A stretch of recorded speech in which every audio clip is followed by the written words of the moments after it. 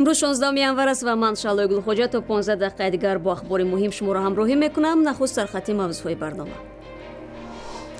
اعتراف خطا شرکت هوایی سومون ایر یک مسئول را برای آگاه نکردن مسافران درباره تغییر وقت پرواز جزا داد.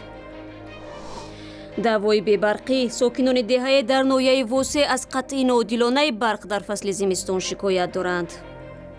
15 روز از سوئد میتا بعد میبره با خلق چو میروه. پیشه سرمشقت اما کم درآمد. تحلیلگران میگویند که کشاورزان تاجیک باید برخورد خود را در نسبت استفاده زمین دیگر کنند. تخمه پس‌صفت و ندانستن آنکه چرا باید پرورش کرد. در مجموع باید مفکوره دهقانان را در مورد تصمیم گیری هایشان عوض نمود. شرکت هوایی سومون ایر گناه خود در نزد مسافران فراموش شده خط سیر دوشنبه خوجند را اعتراف کرد. مسئولان این شرکت در پی پیش از مهلت پرواز کردن هواپیما در 2 روز پیش یک کارمندش را جزا داد. رهبر مرکز تماس با مسافران با آن عیبدار شد که درباره تغییر وقت پرواز همه مشتریان را آگاه نکرده است. تفصیلات موضوع از میرزانبی خالقزاد.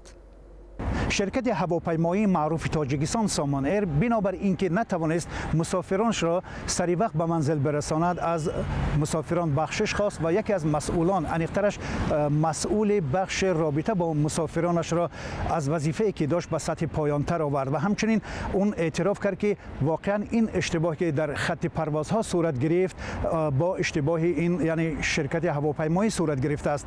روز 14 ژانویه شرکت هواپیمایی سومون ایر باید بر روی خط سیر دوشنبه خوجند در ساعت 6 بیگاه پرواز میکرد، اما متاسفانه بنابر تغییرات در خط پرواز نتوانست برخی از مسافرانش را آگاه کند و 10 نفر همچنان در فرودگاه و در جای دیگر ماندند و نتوانستند که به منزلشان برسند. شرکت هواپیمایی سومون ایر از این حالت خیلی هم متاسف است و با اظهار تاسف از مسافران در روزهای بعدی این 10 نفر را به منزلشان رایگان برسانید. باید ذکر کرد که در قاعده های تنظیم کننده بین المللی مسافرکشانی هوایی وظیفه های شرکت هواپیمایی در مورد تغییر وقت پرواز که به آن حق دارد مشخص کرده نشده است. در تجربه جهانی مسافرکشانی هوایی نظام آوربوکینگ فروش به حد زیاد استفاده می شود. این فروش حد اقل زیاد بلیط برای هواپیما در خط سیر دقیق می باشد. ضمناً حقوق استفاده از این نظام قاعده های قبول شده سازمان بین المللی مسافرکشانی هوایی می باشد. در این قاعده ذکر شده است که وقت پرواز در بلیط و نقشه پروازها حتمی نمی باشند. در مورد سومون ایر مشکل آوربوکینگ مشاهده نشده است و همه دردسرها به سر وقت آگاهی ندادن مسافران مربوط بود. در سامانه شرکت هوایی ذکر شده است که سومون ایر نخستین شرکت هوایی در تاجیکستان است و سومین شرکت در آسیای میانه می باشد که سند عضو فخری در این سازمان را گرفته است. این در حالی است که شرکت های هوایی تاجیکی سومون ایر و تاجیک ایر در شبکه‌های اجتماعی و رسانه‌ها در 2 سال اخیر بارها مورد انتقاد شدید مسافران ناراضی قرار گرفته، حتی به لحن ملی سزاوار لقب‌های توهین آمیز هم شدند.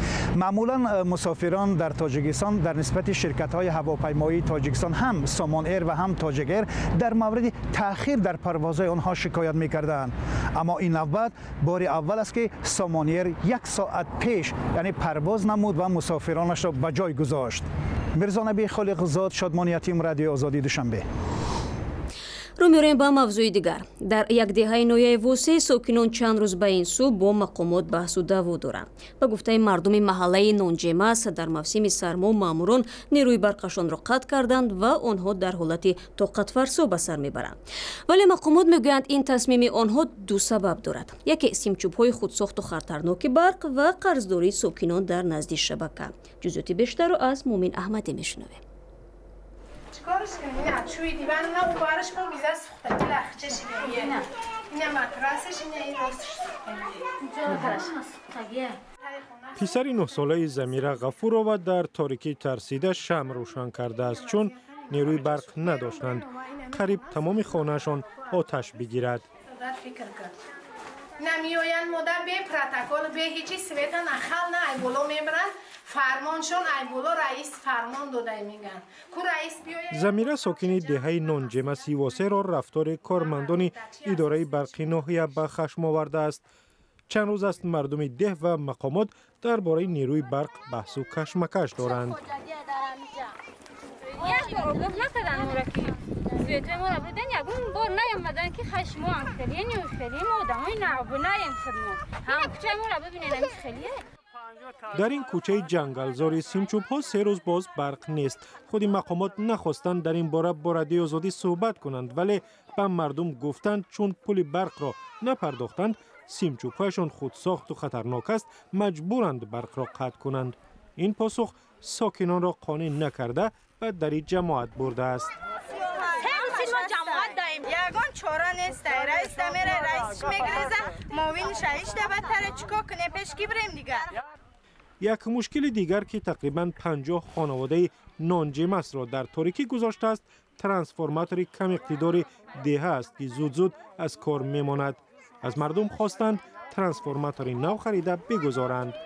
یا همش آدمای کم بغلند، دست نورسان دستشون نمیرسان.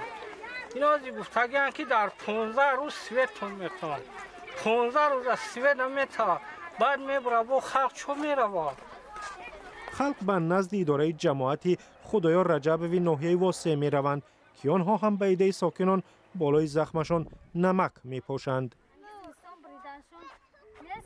وقتی که ما مسئولیت پرسی میریم شروع مسئولیت نمیتن که چیکار کردن در کار گپای قبیح استفاده میبرن، خیلی معامله میکنن. استفاده نیروی برق و پرداخت حق آن نه تنها در این روستای واسع بلکه در تمام تاجیکستان موضوع داغ است. ماموران هر روز برای گرفتن پول برق پشتی در این مردم میآیند و مردم هم پاسخی منطقی دارند. همش خلقش کم بیزاده اویش هسته که نداره دو کسم خواه کاری نداره این ولیتاشون بسیاره چکار کنیم نخواه حکومتی قاده و یاردم کده دستگیری کده همی یک 40-50 نفر در یک ستانسه بیارم چسبونن. برنامه را ادامه میدیم. طبق تحلیل کارشناسان بین‌المللی کشاورزی برای دهقانان عادی توجیک به یک کار پرمشقت ولی کم درآمد تبدیل یافته است. آنها به تجهیزات موثر و تخمی ها و نوری های خوش صفت دسترسی ندارند. بر علاوه تا 30% حاصل کشاورزان تاجیک بنابر نبود شرایط نگهداری تلف می شود. واقعیت زندگی دهقانان را از دوربین همکارانمان از نستایشی وریمه تماشا میکنیم.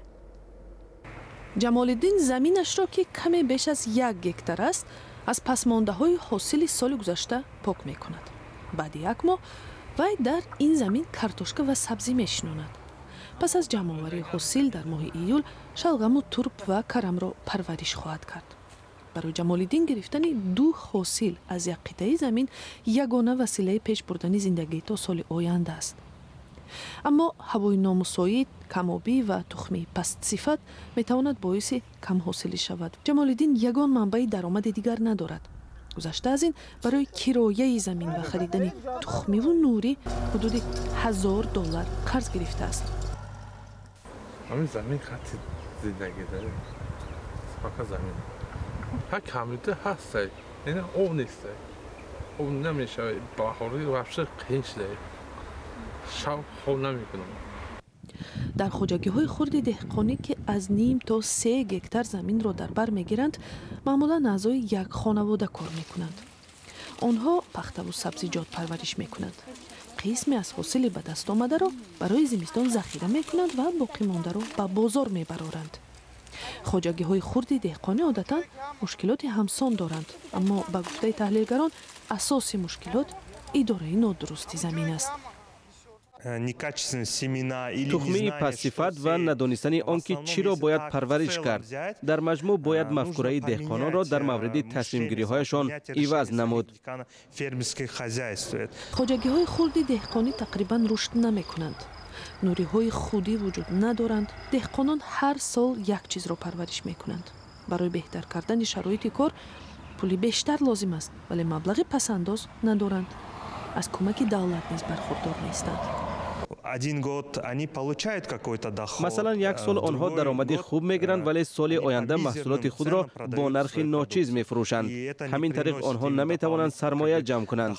اکثر مردان روستا برای پیدا کردن درآمد به مهاجرت میروند. بنابر توصیه تحلیلگران برای رشد خوجگی‌های خرد دهقانی باید نظام آبیاری کشور بهتر گردد و به دهقانان قرض‌های با امتیاز داده شود. ҳамчунин ташкили давраҳои кӯтоҳмуддати омӯзишӣ ҷиҳати тартиб додани нақшаи соҳибкорӣ ва ё бизнес план аз манфиат холӣ нест. дар ин қисмати барнома дар бораи қавми лӯлиёҳои тоҷикистонӣ бароятон қисса мекунем ки бо урфу одати худ фарқ доранд. шояд шумо низ борҳо шоҳиди гаштугузори ин қавм дар хиёбонҳои душанбе ва даркӯбиву талбандагии онҳо шудаед ки яке аз одатҳои онҳост.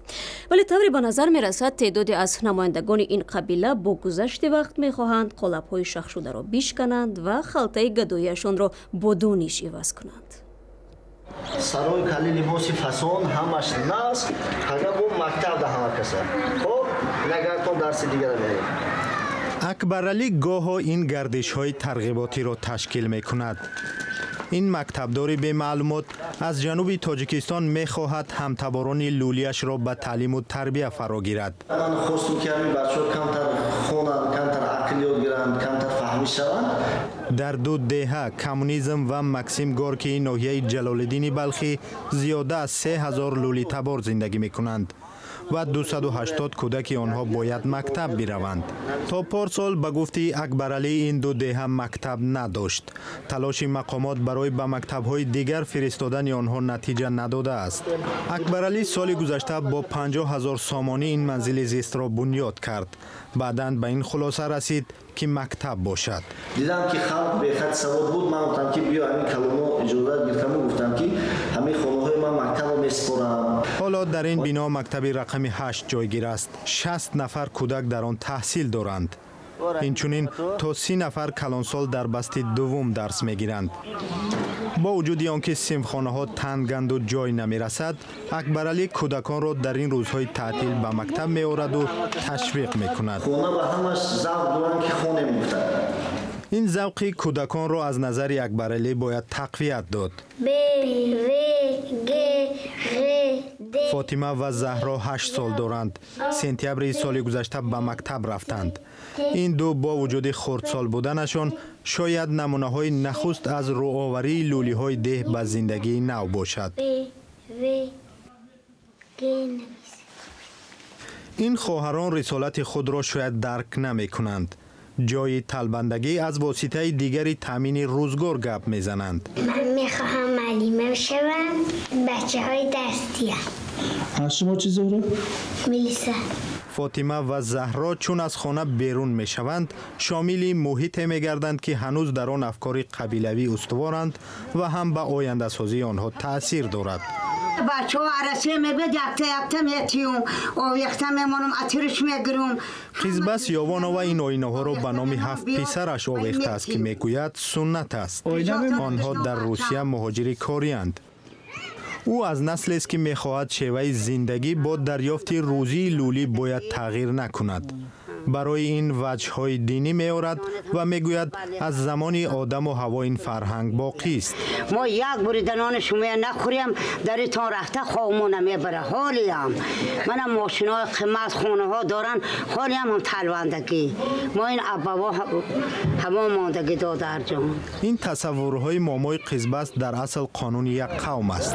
азбаски он ба ояндаи кӯдакон низ таъсир дорад, мақомот мехоҳанд нуфузи онро камтар кунанд. лӯлиҳо кӯдаконро ба талбандагӣ мефиристанд ки хилофи қонуни Тоҷикистон аст. албатта аз ҷониби мақомот лӯлие барои нақзи бахусус қонуни масъулияти падару модарон ҷавобгар нашудааст. ин маънои онро надорад ки чунин далоил вуҷуд надоранд. ва даромади аҳолии Тоҷикистон дар соли гузашта 10% афзоиш ёфтааст. Сафарали Наҷмиддинов, раиси оҷонси суғуртаи иҷтимоӣ ва нафақаи Тоҷикистон охири ҳафтаи гузашта зимни як нишаст дар шаҳри Душанбе дар ин бора хабар дод. ба қавли Сафарали Наҷмиддинов, дар соли 2017 маҷмӯи маҳсулоти дохилӣ ба сари ҳар аҳолӣ нисбат ба соли гузашта 12% зиёд шудааст. мақомоти тоҷик дар ҳоли аз афзоиши 10% даромади аҳолӣ хабар медиҳанд ки қаблан созмонҳои байналмилалӣ аз коҳиши даромади пулии аҳолӣ иттилоъ доданд. барнома имрӯзро анҷом медиҳем. агар майли хондан ва ё дидани хабарҳову видеоҳои бештар аз инро доред, пас сомонаи озодӣ.орг, саҳифаи радиои озодӣ дар фейсбук одноклассник ва ҳам канали озодӣ видео дар ютуб барои шумост. ташаккур ки бо мо ҳастед. барори кор ва фардо шуморо дар ҳамин вақт мунтазирем.